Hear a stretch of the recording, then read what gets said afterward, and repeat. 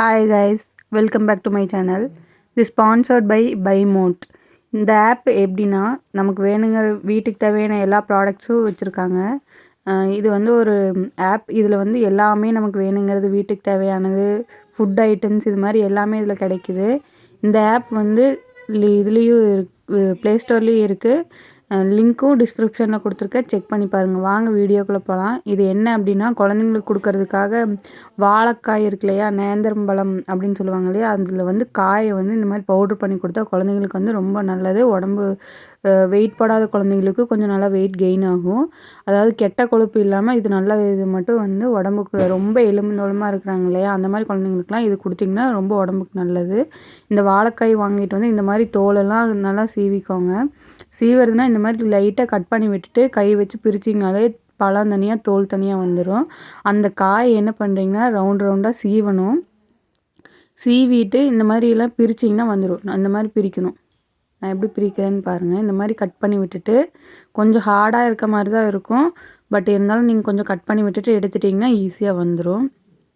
கொஞ்சம் பிரிச்சிட்டிங்கன்னா அதுக்கப்புறம் அப்படியே வந்துகிட்டே இருக்கும். வேணால் கீழே கரை பிடிக்கும். ஸோ அதனால் ஒரு சாக்கோ இல்லை வேறு ஏதாவதோ போட்டுக்கோங்க. வீட்டுக்குள்ளே வச்சு கட் பண்ணிடாதீங்க. அப்புறம் வீட்டுக்குள்ளெல்லாம் க்ளீன் பண்ணுறது ரொம்ப கஷ்டமாயிடும். இது மாதிரி கட் பண்ணிக்கோங்க. கொஞ்சம் வந்துருச்சுன்னா அப்புறம் ஈஸியாக வந்துடும். நான் எப்படி உரிக்கிறேன்னு பாருங்கள்.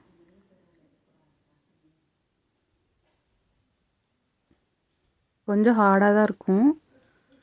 கொஞ்சம் கட் பண்ணி விட்டுட்டிங்கன்னா அப்புறம் வந்துடும். அவ்வளோதான். கரை பிடிக்காமல் இருக்கிறதுக்கு என்ன பண்ணணும்னா கொஞ்சம் தண்ணியில் போட்டு வாஷ் பண்ணிக்கலாம். இந்த மாதிரி நல்லா கழுவிக்கோங்க. கழுவிட்டு அதுக்கப்புறம் தண்ணியிலே வச்சுருங்க. அப்புறம் ஒவ்வொன்றா எடுத்து சீவுங்க. நான் என்ன பண்ணேன்னா 1.5 கிலோ வாங்கிட்டு வந்தேன்.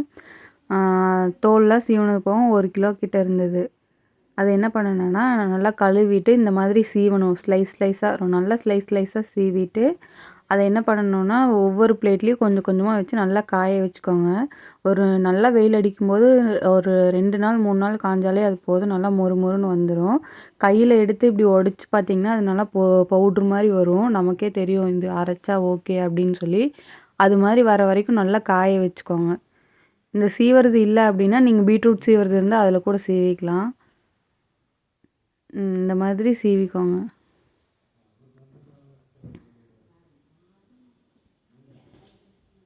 சைஸ் வந்து என்ன சைஸில் வேணுமோ, சீக்கிரமாக காயணுன்னா ரொம்ப ஸ்லைஸாக வச்சுக்கோங்க. இல்லைனா கொஞ்சம் கெட்டியாக இருக்கணும் அப்படின்னா கொஞ்சம் கெட்டியாக வச்சுக்கோங்க. எப்படி வேணுமோ அப்படி வச்சு நல்லா இந்த மாதிரி சீவி ஸ்லைஸாக எடுத்துக்கோங்க. ஒரு 2 பிளேட் 3 பிளேட்டில் காய வச்சிங்கன்னா சீக்கிரமாக காஞ்சிரும். எப்படி சீவுறேன்னு பாருங்கள். சீக்கிரமாக சீவிடலாம், ரொம்ப லேட் ஆகும்னு இல்லை. சிப்ஸுக்கு எப்படி சீவுவீங்களோ அதே மாதிரி நல்லா ஸ்லைஸாக சீவி எடுத்துகிட்டு இங்கே பாருங்கள் நான் எப்படி சீவியிருக்கேன் அப்படின்னு. இந்த ஸ்லைஸில் சீவினிங்கன்னா சீக்கிரமாக காஞ்சிரும். ஒரு 2 நாள் 3 நாள் நல்லா காய வச்சு எடுத்துக்கோங்க. காய வச்சு எடுத்ததுக்கப்புறம் இங்கே பாருங்கள் இந்த மாதிரி வந்திருக்குன்னு. என்னடா கலர் இந்த மாதிரி இருக்குதுன்னு நினைக்காதீங்க. வாழைக்காய் காஞ்சதுன்னா இந்த மாதிரி தான் இருக்கும்.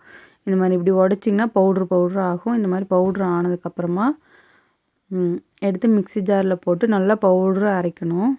இப்படி பண்ணாலே எப்படி விழுகுதுன்னு பாருங்கள். அந்த மாதிரி வரணும். அதுக்கப்புறம் மிக்ஸி ஜாரில் சேர்த்து நல்லா பவுட்ராக கிரைண்ட் பண்ணி எடுத்துக்கோங்க. கிரைண்ட் பண்ணி எடுத்ததுக்கப்புறம் நல்லா ஜல்லடை வச்சு சலிச்சு எடுத்திங்கன்னா மேலே அந்த விதை மட்டும் தனியாக வந்துடும். இதில் அந்த வாழைக்காய் இது மட்டும் தனியாக நின்றுக்கும். பவுட்ரு மட்டும் நல்லா பவுட்ராக வர வரைக்கும் நல்லா கிரைண்ட் பண்ணி எடுத்துக்கோங்க. அதுதான் நல்லது. குழந்தைங்களுக்கு கொடுக்கும்போதும் சரி சீக்கிரமாக வெந்துடும். இல்லைனா ஒரு மாதிரி இருக்கும். இது ராகி கூழ் காய்ச்சி கொடுப்பீங்க இல்லையா, அதில் கூட மிக்ஸ் பண்ணி கொடுக்கலாம் 2 ஸ்பூன். இது தனியாக கொடுத்திங்கன்னா குழந்தைங்களுக்கு டேஸ்ட் பிடிக்காத மாதிரி இருக்கும். ஸோ அதனால் கஞ்சி ஏதாவது காய்ச்சும் போது 2 ஸ்பூன் சேர்த்து அதை கொடுக்கலாம். இந்த மாதிரி சளிச்சு எடுத்திங்கன்னா அதில் பாருங்கள் இந்த மாதிரி விதை வந்திருக்கு அப்படின்னு. இந்த மாதிரி விதை தனியாக பிரிஞ்சு வந்துடும். மறுபடியும் ஒரு தடவை போட்டு அரைச்சிங்கனாலும் அந்த விதை மட்டும் அப்படியே முழுசாக இருக்க மாதிரி இருக்கும். விதையை எடுத்து போட்டுட்டு இது பவுட்ரு மட்டும் கஞ்சியில் போட்டு காய்ச்சி கொடுக்கலாம். தனியாக கொடுத்தா சாப்பிட்றாங்கனாலும் நீங்கள் தனியாக கூட காய்ச்சி கொடுக்கலாம். வெயிட் கெயின் ஆகிறதுக்கு இது ரொம்ப யூஸ்ஃபுல்லான டிப்ஸாக இருக்கும்னு நினைக்கிறேன் நான். எல்லாருக்குமே அந்த மாதிரி தான் சொல்கிறாங்க. நானும் அந்த மாதிரி தான் ட்ரை பண்ணிகிட்ருக்கேன். இப்போ ஓகே தான், ஓரளவுக்கு பெட்டராக தான் இருக்காங்க என் பேபி. இந்த மாதிரி கொஞ்சம் கொஞ்சமாக சேர்த்து நல்லா சலிச்சு எடுத்துக்கோங்க. என் பேபி ராகிக்குள்ளே சேர்த்து கொடுத்தா தான் அவனுக்கு அந்த டேஸ்ட் பிடிச்சிருக்கு, சாப்பிட்டுக்கிறான். எந்த இஷ்யூவும் இல்லை. நீங்கள் எதில் சேர்த்து கொடுத்தீங்கன்னு கமெண்ட்டில் சொல்லுங்கள். இந்த மாதிரி சளிச்சு எடுத்திங்கன்னா விதை மட்டும் தனியாக வந்துடும்.